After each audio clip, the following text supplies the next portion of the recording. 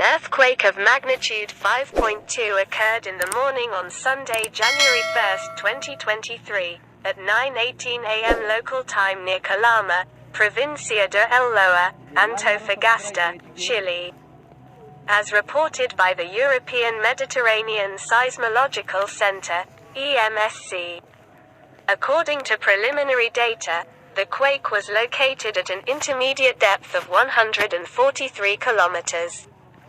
The strength of the earthquake may have been tempered by its relative great depth below the surface, which makes it feel weaker in absolute terms.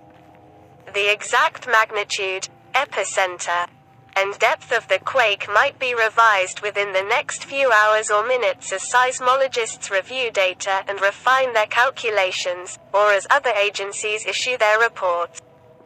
Our monitoring service identified a second report from the citizen-seismograph network of RaspberryShake, which listed the quake at magnitude 5.1.